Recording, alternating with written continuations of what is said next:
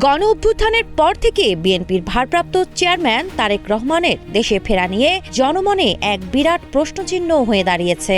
এই সংকটময় মুহূর্তেও তিনি এখন পর্যন্ত দেশে ফেরেননি। এ নিয়ে জনমনে অনেক প্রশ্ন রয়েছে বলে জানিয়েছেন যুক্তরাষ্ট্রের হাওয়ার্ড বিশ্ববিদ্যালয়ের সরকারি অধ্যাপক ডক্টর মির্জা গালিব।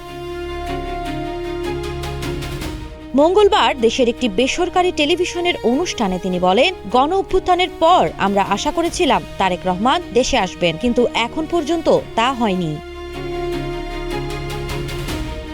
উপস্থাপক যখন জানতে চাইলেন জামায়াত নেতাদের মন্তব্যের সঙ্গে এই বিষয়টি কিভাবে সম্পর্কিত, ডক্টর মির্জা গালিব বলেন, জামায়াতের নেতারা তারেকের দেশে না ফেরার বিষয়কে রাজনৈতিক সুবিধার জন্য ব্যবহার করছে। জীবন অবাক না করলে কে করবে? 28% মিল্ক ফ্যাটের অবাক করার সাথে ফ্রেশ মিল্ক পাউডার। জীবন অবাক করুক প্রতিদিন। জনগণ এই বিষয় নিয়ে প্রশ্ন তুলছে। এটি 3 ভাগে ভাগ করে দেখা যায়। প্রথমত, এটি তারেক রহমানের ব্যক্তিগত বিষয়। তিনি কখন দেশে আসবেন তা সম্পূর্ণ তার নিজের সিদ্ধান্ত।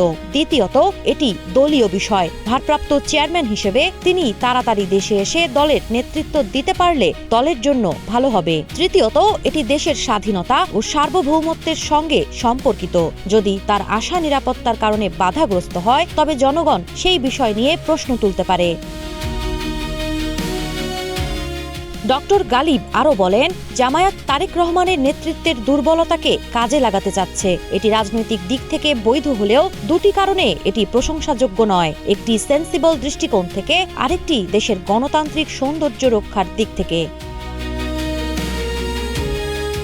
এদিকে জামায়াতের নায়েবে আমির এটিএম আজহারুল ইসলাম বলেন, 18 কোটি মানুষকে দেশে ফেলে যারা বিদেশে অবস্থান করছেন তারা দেশপ্রেমিক নন। জামায়াত নেতারা বিদেশ থেকে ফিরে দেশে ফাঁসির মঞ্চেও দাঁড়িয়েছেন। ইংল্যান্ডের নাগরিকত্ব ছেড়ে আসলেও যদি প্রধানমন্ত্রী না হতে পারেন, তাহলে দুই দিকে ক্ষতি হবে। রাজনীতিবিদদের এই বিতর্কে জনগণও সচেতন। দেশের মূল দুই দলের মধ্যে বিএনপি জামায়াতের অবস্থান ও তারেকের দেশে ফেরার সময়সূচি এখন তীব্র আলোচনার বিষয়। জনমনের চোখে তারেক রহমানের সিদ্ধান্ত কেবল ব্যক্তিগত নয়, এটি দলের নেতৃত্ব ও দেশের ভবিষ্যৎকে স্পর্শ করেছে।